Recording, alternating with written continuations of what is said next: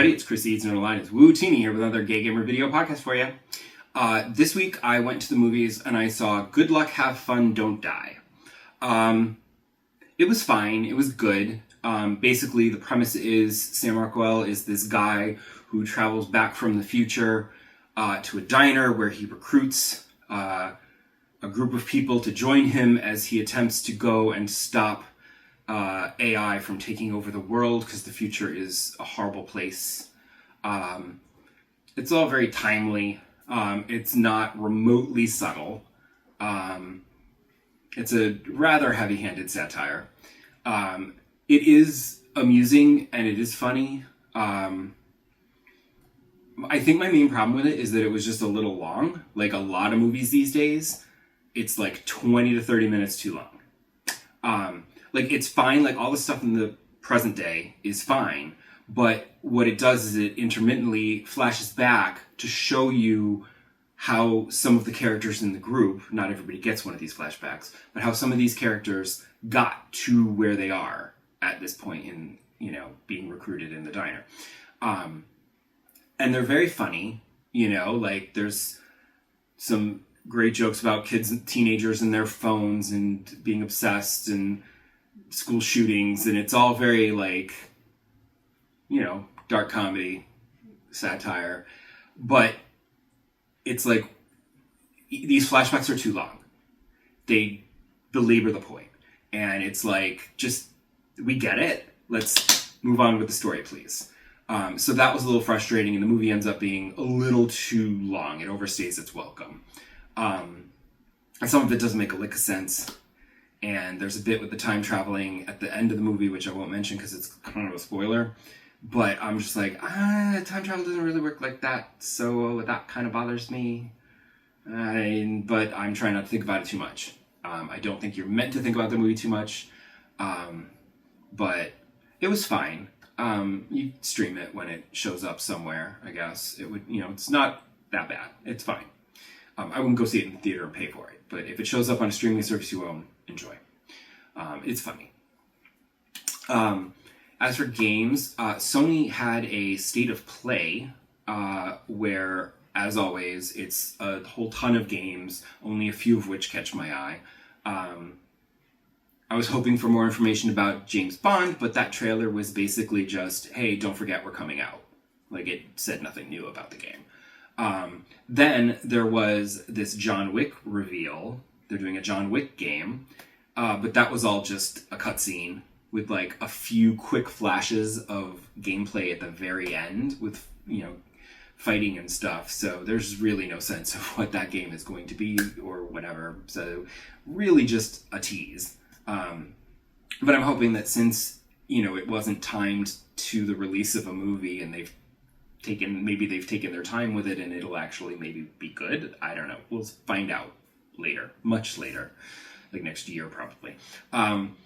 There was also a new Silent Hill game that looks interesting. Although I'm wary because they keep releasing Silent Hill games. They just had one, and I'm just like, how are you pushing these out so quickly? Are they any good? I know the last one got decent reviews, but I never played it because I know people complained about the story.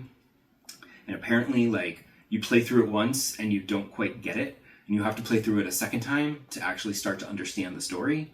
And I'm just like, I don't have time to play games twice. I'm going to play you once, and if I don't get the whole story, that's on you, and then I don't like the game. But this one, maybe it'll be more like a regular Silent Hill. I don't know. Maybe I'll try it. Maybe I won't. I don't know. It'll definitely be on sale.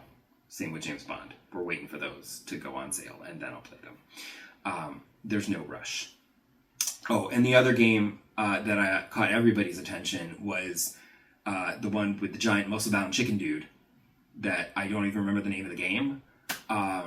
So not the best advertising, but it did capture everybody's attention because everybody's like, what the fuck is with the giant muscle-bound chicken? It's apparently based on a book series. It's totally not a game I would ever play because it feels a little, it looked a little Dynasty Warriors-ish with like just the waves of enemies coming at you and you're just slashing through them all, and it doesn't appeal to me. But the giant chicken dude obviously caught my attention like everybody else's because it was like, what the fuck? So, not the best state of play, but not a complete dud like the Nintendo one As for my actual games that I've been playing, I actually played fitness boxing on my birthday, and it wished me a happy birthday. And then it gave me a gift. But the gift was like these sparkly, shiny gloves and sneakers that the trainer can wear. So not really a gift for me, although I guess I get to look at it. So yay? I don't know. But it's just cute that it was like, hey, happy birthday. It didn't do anything for Valentine's Day, though. Nobody gave me a Valentine. Disney dropped their new update with the Puppy Love update with Lady and the Tramp, starting a new star path. So you go to the Lady and the Tramp realm and you recreate their adorable little spaghetti dinner in the alley. And then all of a sudden there's like this random like crossover with Cloudy with a Chance of Meatballs, because all of a sudden there's like giant meatballs and spaghetti dangling off the buildings and everything. It fell from the sky and it's like, what? And it's funny because in the Lady and the Tramp realm, the Italian music playing constantly is but they change it just enough so that they don't get sued, you know? It's clearly recognizable. My husband was passing by and was like, what's wrong with this music? Why doesn't it not sound right? I'm like, well, they're trying not to get sued. But then they blatantly rip off Cloudy with a Chance of Meatballs, so I don't know, with literal meatballs. So, although maybe Disney owns Cloudy with a Chance of Meatballs now? Do they own Universal? Isn't that Universal or DreamWorks or something? I don't know. Maybe they own them. Disney owns everybody now. I think they own me soon. But it was very cute, and then you get Tramp to come to your valley, and Lady's not with him, so you have to go back and do an extra little mission and get the farm animals out of the dog pound. Why the dog pound locked up foxes and bunnies and stuff, I don't know, but they did, and you have to free them. And then Lady joins your valley, and then you can work on their friendship quests, and then you also work on the star path to get all of your rewards. So that's the next couple of months set for Disney. We'll see if anything delightful comes in. I'm also there's a Valentine's thing going on where you have to do like fetch quests for various people, and they give you chocolate hearts, and then you can give the chocolate hearts to other people and get yourself a couple of rewards. So, working on that too. Nikki, I actually tried the Hot Pot again. I know I was complaining about the Hot Pot minigame in this, and I tried it again, and it almost seemed like it was fixed. And I was like, oh, okay, the controls actually seem to work. So maybe one of those recent hot fixes actually fixed it. But then I did a side quest where you had to make hot pot for a couple of the guards, and I had to do it like 3 times before I could actually control the ladle to serve the food, and it was really irritating. So much to my delight, they gave a survey. And now I normally ignore these surveys, mostly because I can't fill them out on my phone because my password doesn't work. Like, I play it through my PlayStation account. I don't have an account with the game, so I have to fill it out on my PlayStation, which is kind of irritating. But this one, I said, I want to fill out this survey because I need to let you know that the controls of this Hot Pot minigame are busted. So I very happily took the effort to fill out this survey with my controller to let them know. But on the plus side, doing those little hot pot things, I was able to upgrade the restaurant and did that side quest and whatever. And somehow I think that was like 2 more tasks that gave me enough points that I was able to get that the free outfit for this update. So I was like, yay, I got the free update. I got the free outfit. And that means I don't have to go back to the hot pot anymore. I don't have to worry about any more of those tasks. I've got the outfit, I'm done. I did actually only wear the outfit for a few days because I ended up not liking it that much. But unfortunately, this update, this week, they started the second half of the update with some additional content. And there was a new big side quest where you have to repair this giant mural. And I got a little ways into it, and then you have to buy something back from a pawn shop, and I don't have enough coins.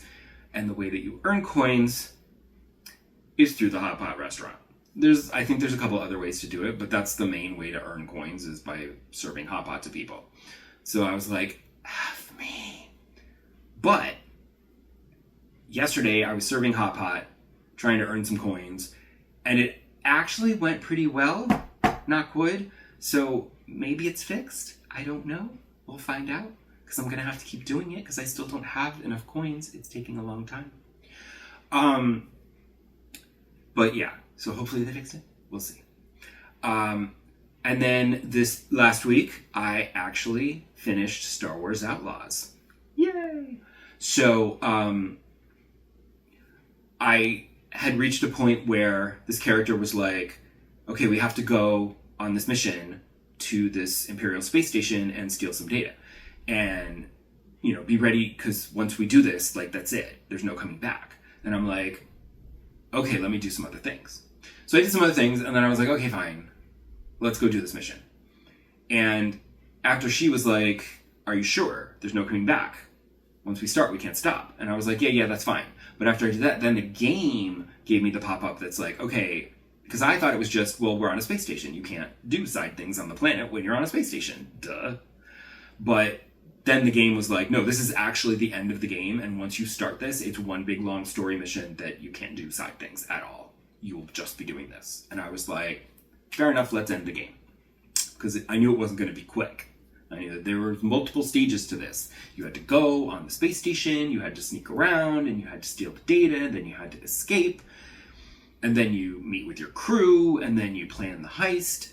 Then you have to break into the house, and then you do the heist. And then, of course, you have to get out. And that was actually a little tricky because you had to, like, dismantle these force shields while also defeating waves of enemies coming at you. And that took a while because I couldn't find how to deactivate them sometimes. And then like, I'd be like 2 or 3 waves of enemies, and then I'd be like, oh, there we go. And then I could actually progress a little. And then once you get out of there, then of course there's, you know, double crosses and backstabbing and twists and whatnot. Then you end up kidnapped on a space station, a Star Destroyer. And then you have to escape from the Star Destroyer. And then there's like, you know, more reveals and story points and whatever. And then there was this point where everything was fine. Even those waves of enemies, fine. I could deal with everything, and the sneaking and everything was fine. But then there was a point where ND5 is hunting you down, and you have to, like, stealth and hide from him while activating these 3 consoles in these 2 small rooms. But the rooms are so small, you can't really hide from him. And it was really frustrating. And then if you, like, finish and get all 3 and then try to leave and run to the other room, if you accidentally run in the wrong direction, it's a dead end, and he catches you. And he caught me so many times. I was getting so frustrated, and I was like, oh my god, please stop, let me finish this game. I know I'm so close to the end. I did finally break past that point, thank god. And then there's more stuff happening, and then you have to escape from the space station, or the Star Destroyer, which then led to what I was afraid of, which was space combat. I've not done a lot of space combat. I'm not good at it, so I didn't do a lot of the space missions. But over time, I had also, during the course of the game, I had been upgrading the ship and its weapons and shields, so I was actually able to survive the combat and take out the Star Destroyer and then, you know, get far enough that help arrived, and then I was okay. And then that basically was the end of the game. And then, like, most of the crew is gone, and it's just you and Nix and ND5, and then you start back on Tashara, and the game is basically like, okay, you can do whatever else you want. Finish up any missions, do any more exploring, do whatever you want, and you're good to go. And I'm like, cool. Because I always like when open world games do that. That's one of my favorite things. Where, like, it doesn't jump you back to before the big mission at the end. It finishes the big mission and then puts you back into the world where you can just keep going. You know? I like that. It's cleaner. So if you've been watching all of these episodes since I first started playing Star Wars Outlaws, you know that I had quite a journey with this game. It was a very slow burn, story-wise, which is not great for an open world game. So, like, you know, like you started the game and it was like 10 hours, I think, before it actually, like, at first I thought, okay, this is the plot. And it was like, no, that's not the plot. And I'm like, so what is the plot? And then like 10 hours in, they're like, okay, this is the plot. And it's like, okay. And then it started to get interesting. And then once I got to Tatooine and everything kicked in, and then there were some really good story beats that happened on Tatooine, that's when the story really kicked in, and I got really invested, and I got really into it, and it was a really good game. So in the end, I would recommend this game. Just know that it's a rough start. And maybe even though I read that Tatooine, you should do Tatooine last, maybe do it in the middle just so that you can get some story stuff going and then do some other stuff, and then, you know, just, you know, to put some good story stuff closer to the beginning of the game and not save it all to the end. But it just, the beginning, it was like, I don't like anybody. The characters everybody's a villain. They're all just, you know, mobsters and syndicate people that it's like, I don't know. And then they started introducing characters that were likable and that you cared about, and you're like, okay, cool. And then I got a little more invested in the story. So I would actually recommend it now. The stealth is not that bad, and you know me, I don't like stealth games. So that's why I waited until this went on sale, and I got it for $20. And you can probably pick it up. If you could pick it up for $20, it's totally worth it. I would feel like if I picked it up for half price at $35, I would still have been satisfied. That's fine. But 20 was even better. Always better to go cheap. So that's the end of Star Wars Outlaws. And now come back next episode when I will hopefully have begun The Ghost of Yote. See you then. Bye!